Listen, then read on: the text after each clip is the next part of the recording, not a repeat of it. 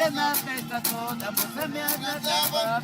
Quando chegava lá em casa, desde uma noite não dormia, lembrando do modo dela. Vindo de longe. Oh!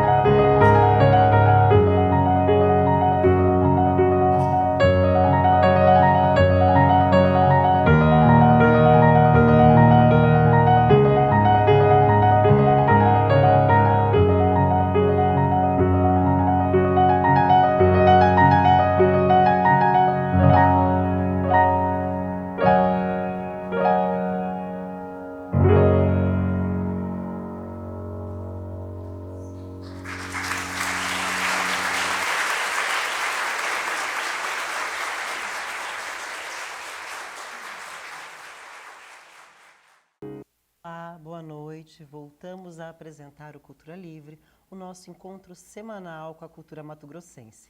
Hoje, o Cultura Livre, ele mergulha nas paisagens sonoras e contemporâneas de uma artista que transforma o silêncio e a introspecção em narrativa musical.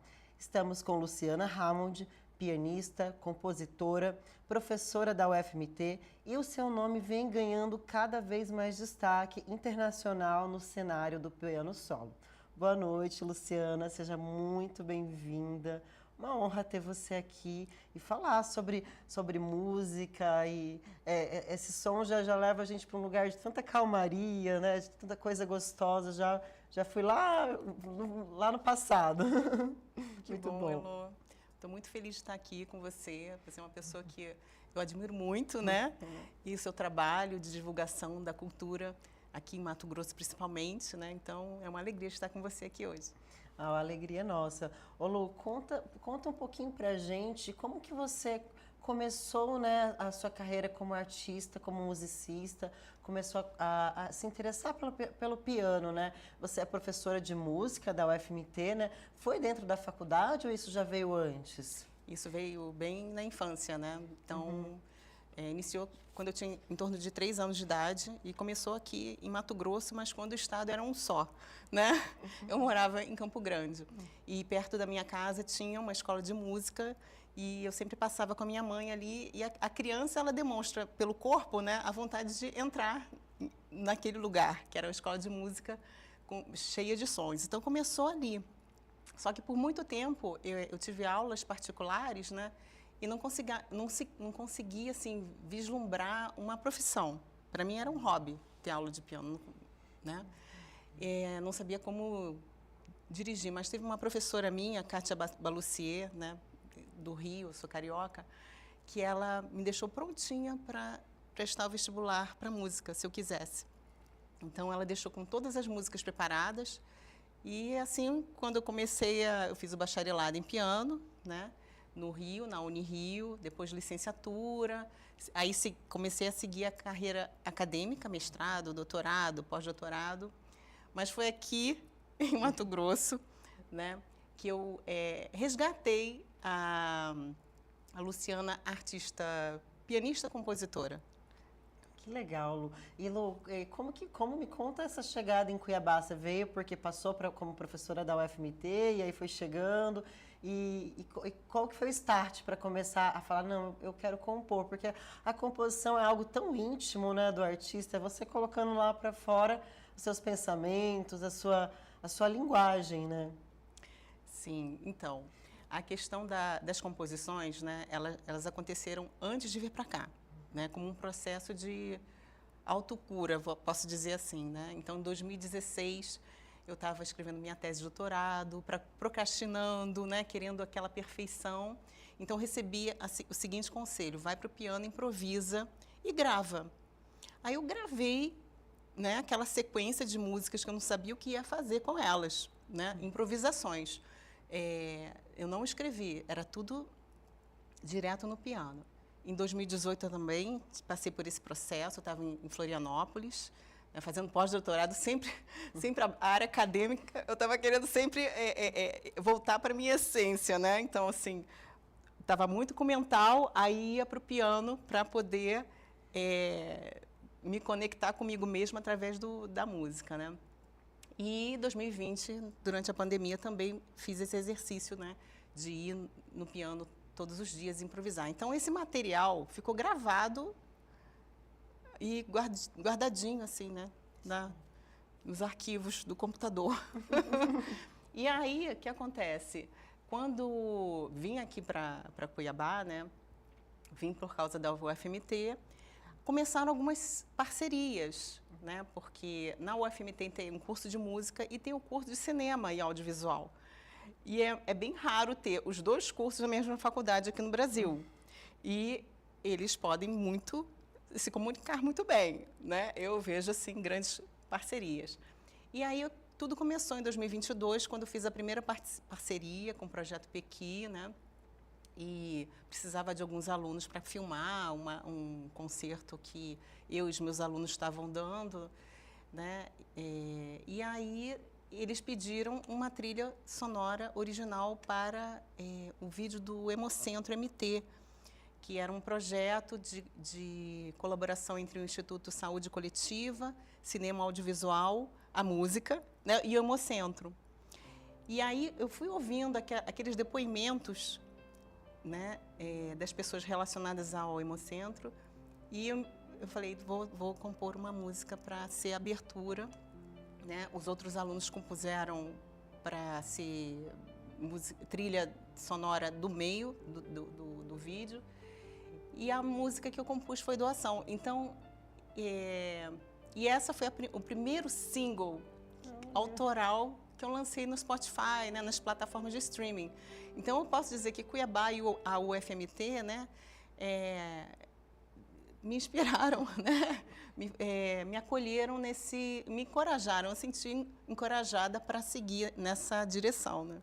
Olha, eu estava conversando aqui com uma outra artista e ela também, assim, ela veio de fora de Cuiabá e ela falou que Cuiabá abraçou ela tão bem que ela sentiu a vontade para criar e para fazer. Eu acho que essa terra aqui de Cuiabá é calorosa mesmo. Sim. E acolhedora, né? Sim. Lu, você transita pelo neoclássico e o minimalismo. Você pode falar para a gente o que é o neoclássico, o que é o minimalismo, para o nosso público entender um pouquinho melhor a sua linguagem no piano? Sim. Então, de 2020 para cá, né? Então, muitos compositores pianistas, né, lançaram e auto-intitularam o neoclássico. Eu nem sabia direito o que era naquela época, né? Então, eu comecei a me identificar com aquela música, né, que tem aspectos minimalistas. O que são aspectos minimalistas? É quando você repete, a música fica um pouco repetitiva, vai variando um pouquinho, né? Então, às vezes tem uma nota, aí fica repetindo como se fosse um mantra, né? É um mantra do piano, vamos dizer assim, né? E vai mudando um pouquinho, vai te levando para alguns ambientes, né? Algumas atmosferas e tal. Então, assim, o neoclássico também, aqui no Brasil, ele é chamado de nova música clássica, né? Então, meio que traduzindo, é aquela música que você lembra de filmes como Ian Thyssen, da Amélie Poulain, e o compositor Ian Thyssen. Então, aquela trilha de piano que tem, né, em filme, do Ludovico Einaudi também. Então, assim, esses compositores, eles são classificados como neoclássicos também, né? Então, é esse tipo de música. Conta pra gente, o seu primeiro CD, que foi esse, Luciana Halmod interpreta Liane Cortez. Vilani Cortes. 2010, eu lancei esse CD com obras do Vilani Cortes, que é um compositor mineiro. Ele é residente em São Paulo. E ele está com 95 anos. Nossa! Ele tocou no Jô Soares. Então, assim, ele tem uma carreira que ele combina a música clássica e o jazz, né? E ele tem uma linguagem bem, assim, única, né? E esse CD, né, eu lancei quando eu estava como intérprete. Intérprete das obras de outros compositores, né? E, assim, essa fase que eu estou agora é a fase de pianista intérprete das próprias obras. Sim. Né? E tanto que você fala que esse novo álbum, agora o Piano Catarse, ele é o diário musical da quarentena, né? Que foi transformar essas tensões, esses movimentos que você passou dentro da quarentena nessas faixas que você compôs. Explica pra gente um pouquinho sobre como é que foi esse processo. Então, em 2020, dia 16 de março, né, eu estava no Rio de Janeiro, né? E recebemos a notícia, vamos ficar em casa, fique em casa, né? Esse era o slogan, né? E aí eu pensei, vou compor uma música por dia, vou gravar, como se fosse assim, esse é um momento especial do dia, né? Sem ficar muito preocupada, tentando não ficar tão preocupada, né? Como que ia ser o dia seguinte, né? E assim eu fui gravando. Então, são as 9 primeiras músicas que eu improvisei, né? Então, 3 já foram lançadas nas plataformas de streaming, que é a Uncertainty. Acabou sendo o nome em inglês para poder, assim, né? Ser mais universal. Ser mais universal, né? Atingir o público, né? Global aí. Eclipse, que o nome é igual, né? Palpitations. E na sexta-feira agora... né, 17 de abril, vai estar sendo lançado o álbum inteiro. E nesse álbum, o que o público está preparado para receber? Assim, que vai vir todo esse diário da quarentena, tem algo mais que você compôs após? Como que foi? Como que a gente pode esperar nesse novo projeto? Sim, esse projeto, ele faz parte, ele foi contemplado, né, pela PENAB, Aura, o edital, e tem algumas ações em relação a esse álbum, né? Então, tem uma ação social no Instituto Canzarão das Artes, no sábado, dia 18 de abril, né, com as crianças, é um concerto didático. E no dia 29 de abril, na Casa do Parque, também é um concerto didático. O que eu faço, né, nos meus concertos? Eu conto a história das músicas, porque as músicas elas foram só improvisadas e elas tinham só a data. Então tinha 16 de março, 17 de março, 18 de março, 19 de março, 20 de março. E aí, o que aconteceu? Tudo começou quando o Alexandre Dias, que é o fundador do Instituto Piano Brasileiro, ele me deu assim um empurrãozinho, né? Deu uma catucada em mim, assim. Luciana, você está compondo, né? Durante a pandemia, estou vendo, estou acompanhando. Ele estava acompanhando, ele é super ocupado. Estou acompanhando seus vídeos e tal, estava postando no meu canal do YouTube, né? Ele falou assim, tem até uma que é a minha favorita. Eu, qual? A do dia 5 de maio. Aí fui lá procurar, porque não tinha nome, né? Do 5 de maio? Então, eu vou dedicar essa música a você. Aí, como ele é uma pessoa super entusiasta, assim, parece que o combustível não acaba, sabe? Parece que não dorme. Falei assim, eu vou dar esse nome, o nome de Flow para você.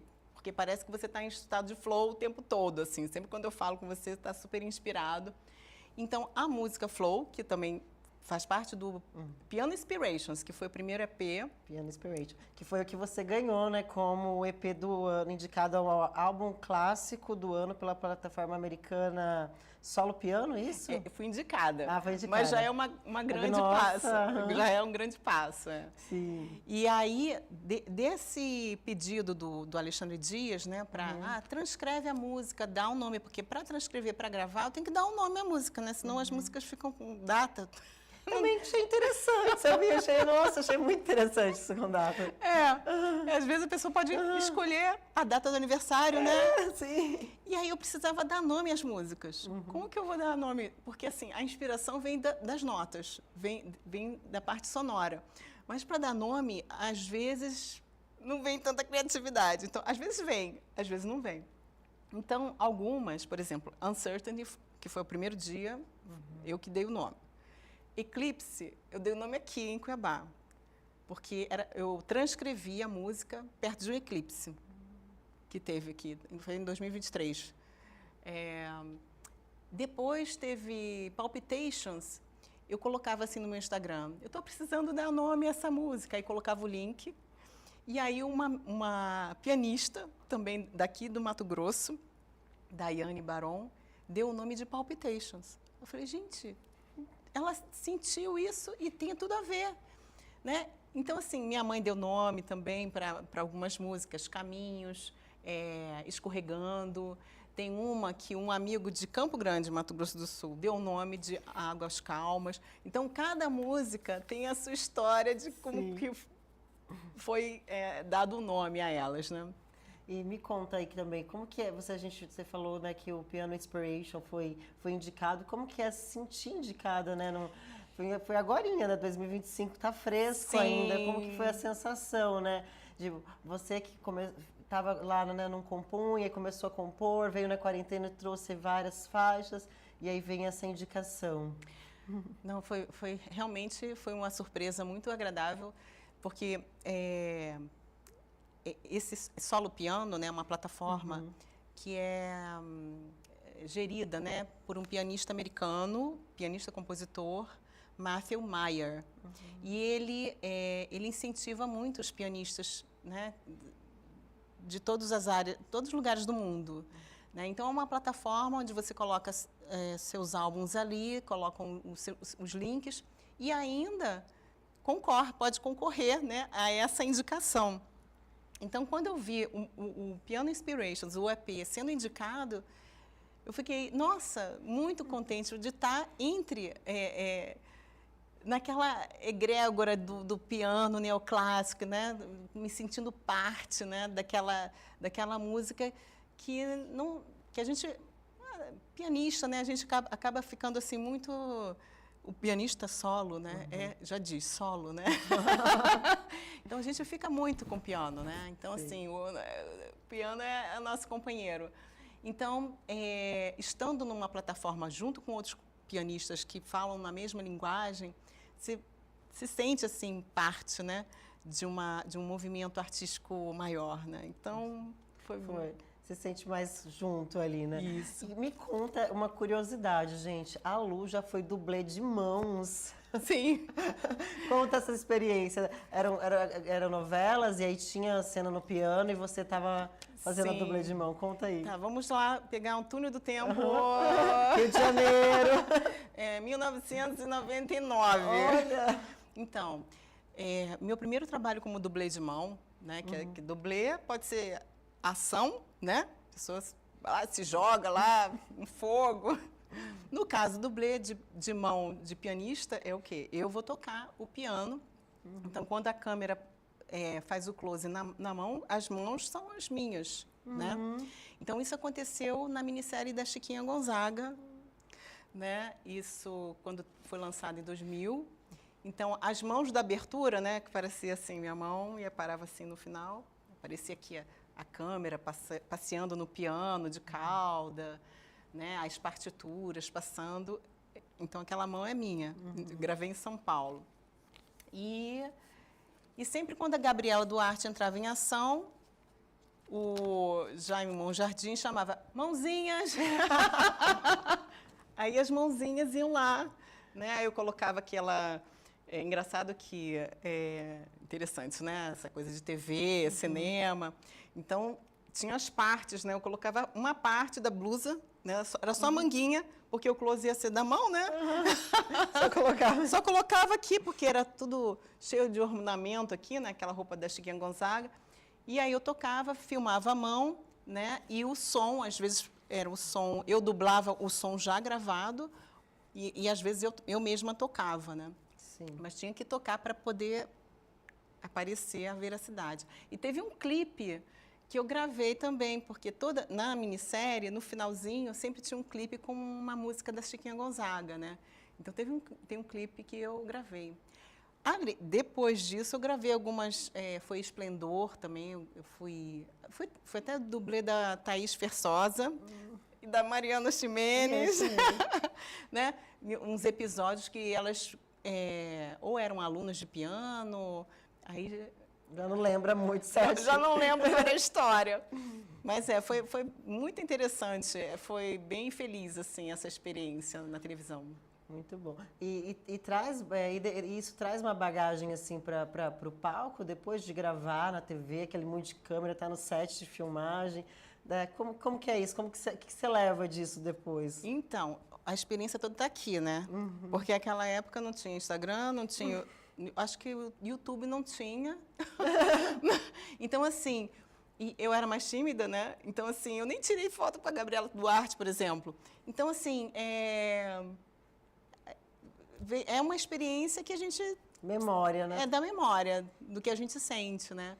Mas é tudo tão organizado, sabe? Então, assim, eu gostei muito de participar, porque a produção, né? Quando é organizada, no caso foi, né? Então, assim, a gente fica impressionado que dá um trabalho danado para fazer, né? Minissérie, tudo, né?